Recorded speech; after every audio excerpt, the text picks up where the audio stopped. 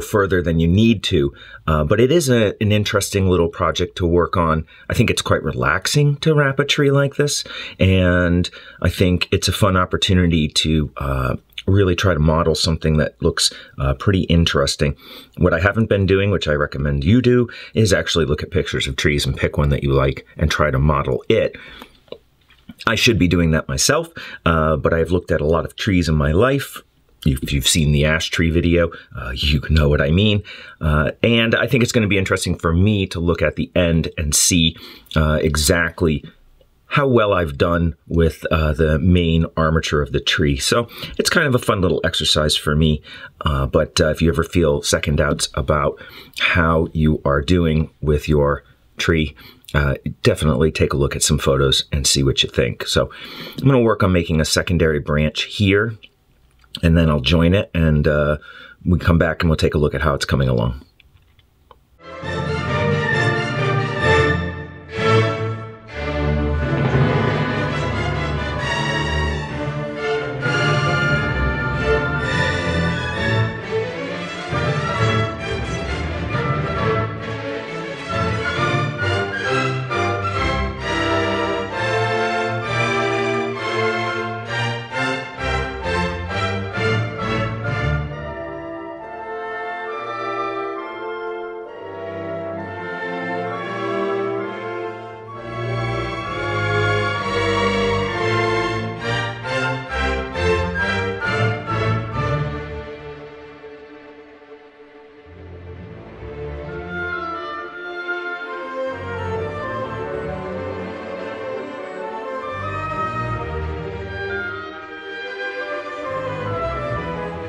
And the secondary branch I'm going to make is formed just like the rest of these, so there's no real trick to it, and I don't think you need to see the whole process on that. So we'll be back in a few seconds and we'll take a look at how that came out.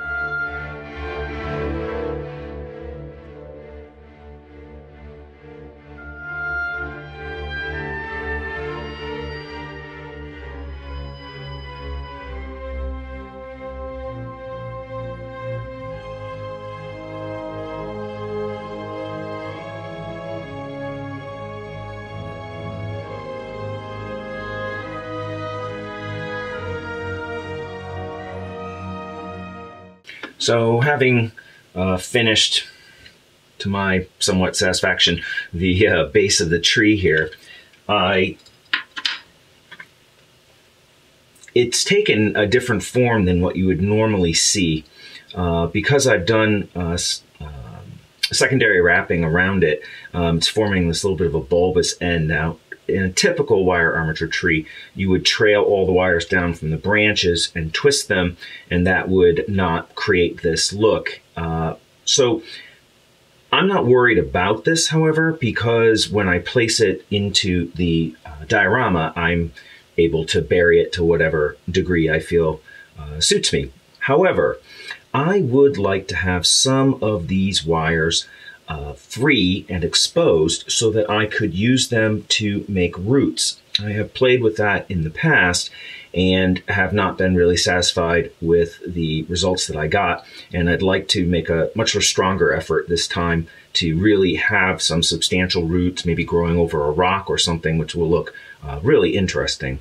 So what I'm about to do is to clip out some of these wires, break these free, and then have the ability to have a slightly flatter end, and then I can have roots coming off of it. So that's what I'm about to do now, and we'll see how it goes.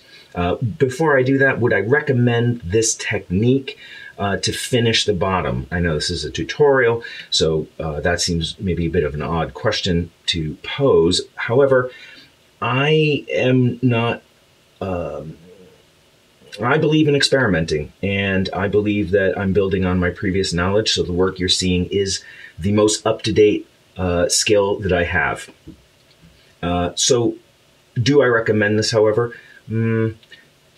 Maybe. I think it's nice the way it hides cabling, so if you had big strands and you twisted them unevenly, you could get, you know, a roping effect in here that would be more challenging to fill. However, the bottom of the trunk is easier to fill with bark at the end because you can build it up to your leisure. So, I don't know. I think I leave it up to you for your ultimate discrimination. But I feel pretty satisfied with the solidity and the shape of this tree as it stands now. So I'm okay with it. I feel pretty good.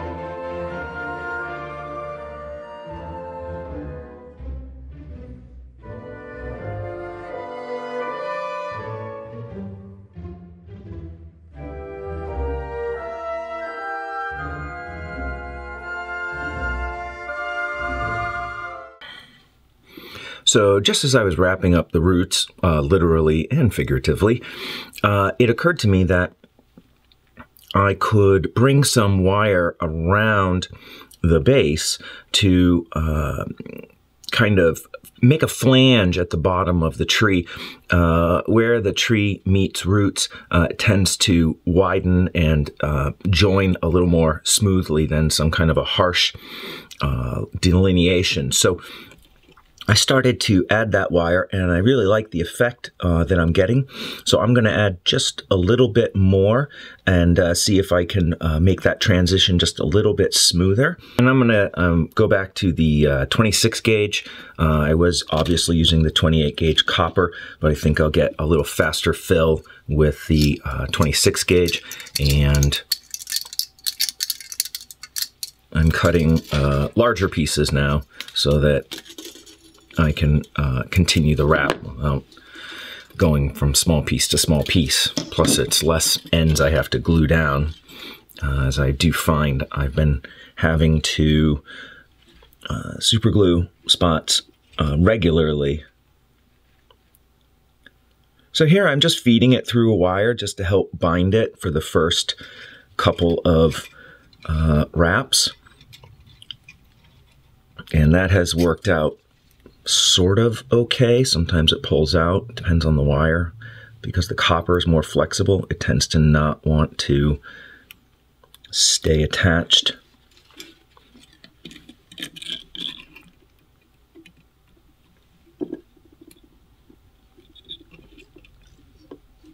Now, to be fair, I could do some of this sort of bulking up of this base just by using, you know, say the bark mixture. But I feel like I'd rather start from the best the best position right from the get-go, and rather than try to rely on building it up, because things, they have dry times, and that means I might have to do multiple layers, and I'd rather just get it as close as I can to what the final shape will be.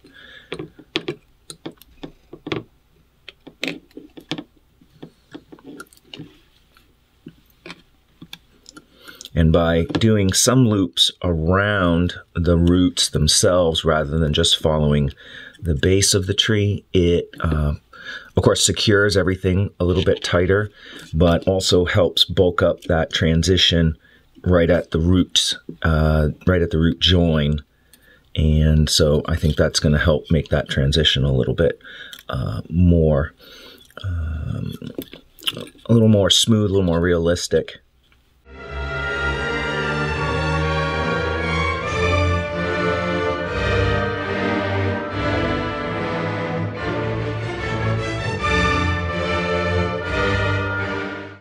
Of course, one, I don't know if you want to call it a risk, but when you add wire at the end, that's not material that you can easily take away should you not like the final flare at the bottom, whereas if you were building it up with another material after the fact, that material could be scraped away or sanded off, or you could make adjustments then, and this will not allow me to make adjustments. So that's one thing to consider if you want to leave yourself a little room for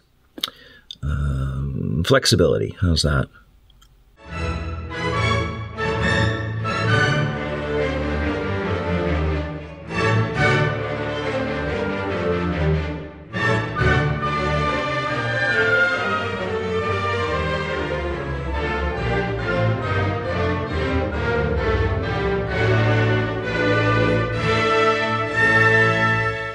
So at this point, we can now shape our tree and take a look at what its actual form is going to be, since it's all kind of compressed at the moment. So let's do this.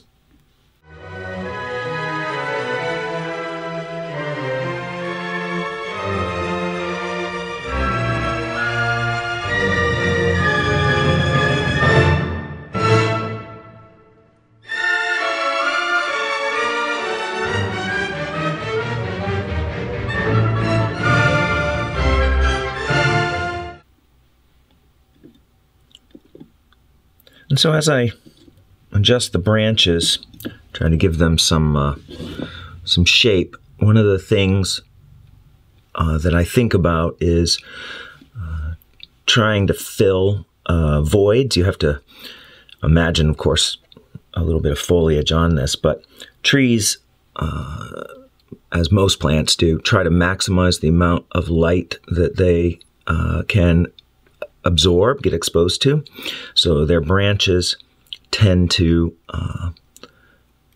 open up into areas where they're getting more sun. Maybe that sounds a little self-evident, but the point being that I try to look at where light would be falling and then think about how I can fill that area with some branch work.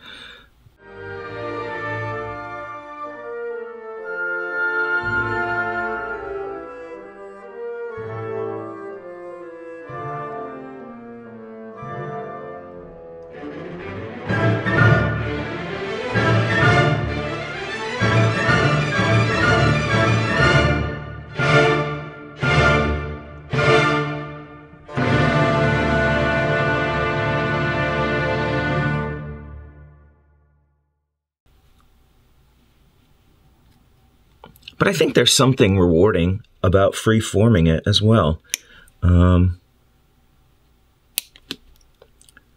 It's sort of, it's the tree of your imagination. After all, Bob Ross would say, don't worry, just make a happy tree. We're just going to make a happy tree. It's going to sit by our little stream, our little river scene.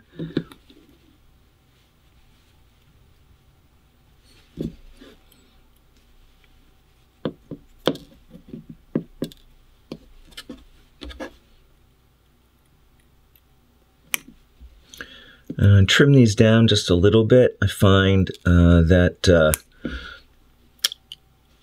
they're kind of difficult to coat with the bark mixture because they're so thin, as well as that they don't really show very much if you have relatively dense foliage on the tree. So I'm going to trim them down just a little bit, make sure things look a little proportional.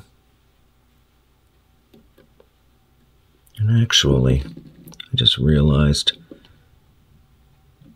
I'm not necessarily modeling these branches 100% accurately. As it occurs to me, you don't typically see the branches pointing up. They don't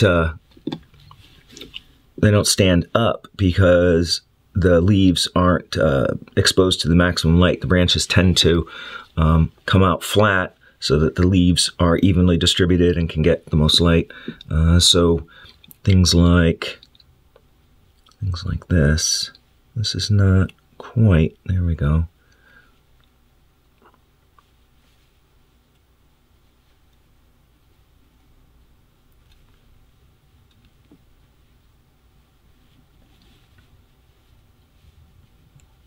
Should be more like that. It's funny, in all the trees, not that I've made, well, no, I've made a lot of trees, even if they're Woodland Scenics armatures.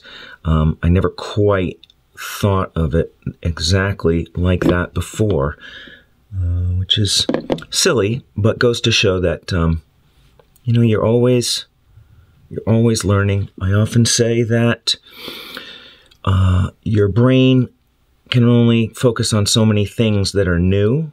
So when you're first doing a piece, there's a lot of fundamentals that you're trying to stay focused on. And as those fundamentals become a little bit more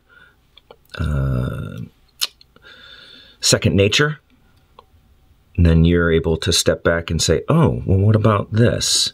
I haven't done that before. No, maybe a little difficult to see some of this shape through the cameras, partly just because of depth perception and shading and color, you know, blending like greens, you know, between the branches and whatnot. Hopefully the copper helps distinguish it a little bit. I hadn't thought of that as a bonus visually, but and I get down kind of eye level on it. I don't want to look and see. How does my tree look? I think that looks pretty good. And at the bottom here, I've taken the core, I've trimmed it down so there aren't quite so many wires. I used some of those flangey wires to make some of the roots and then added some to the roots themselves, some extra wires, of course. But this makes a nice pin. And then I can hot glue it, which I will do, but you don't need to see me dribble hot glue into a hole.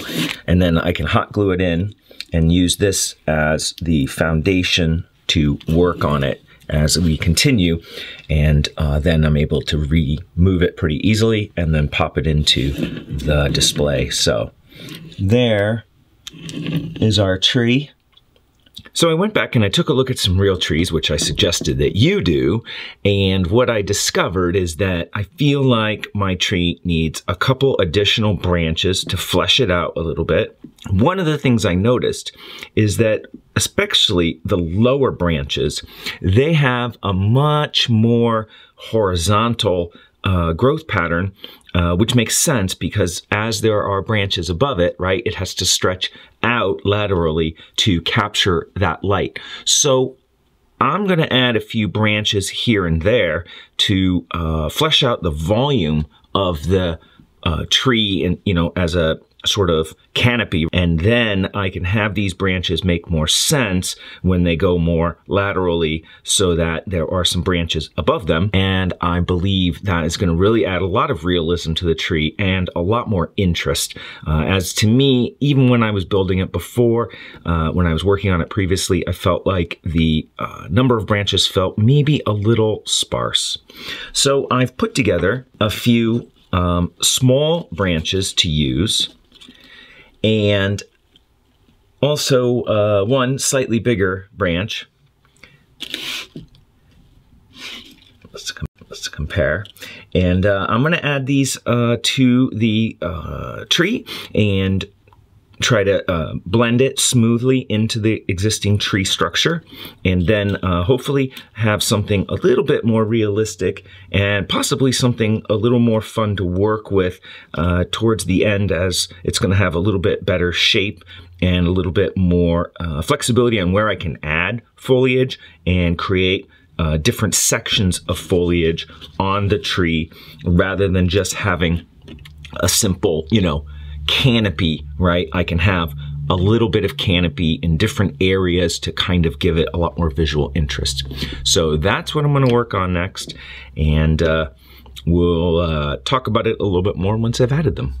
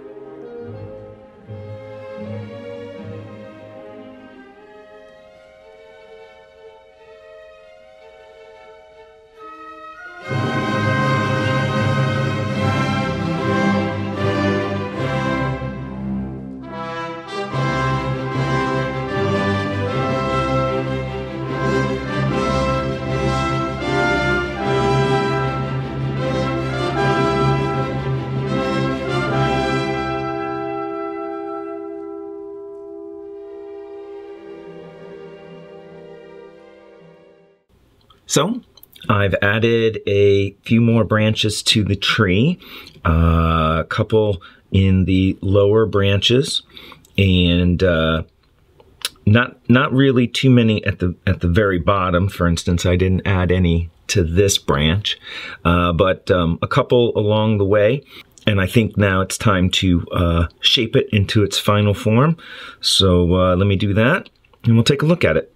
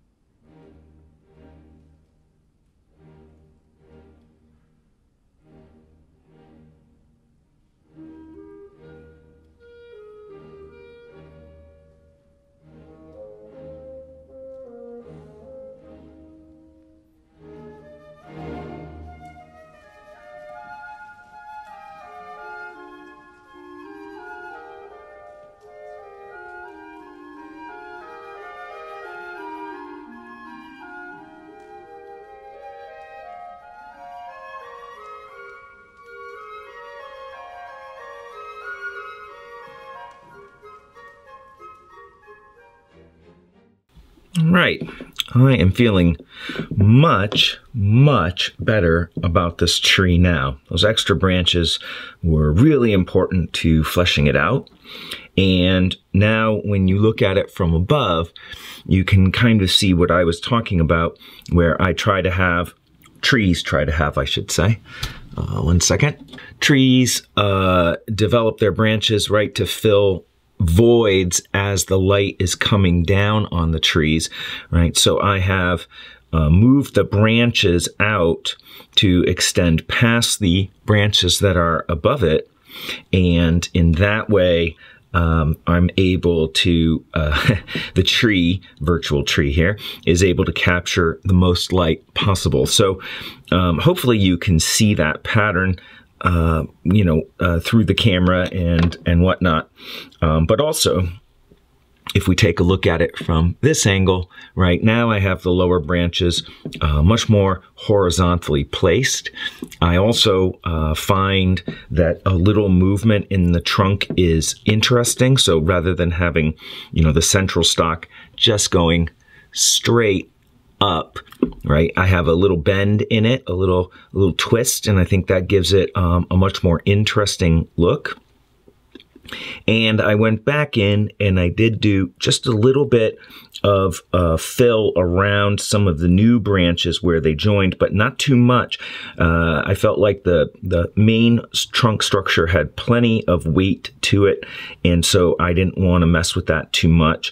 Maybe a little thin right here, but that's getting picky, and when we put bark on it, a lot of these subtleties are going to disappear.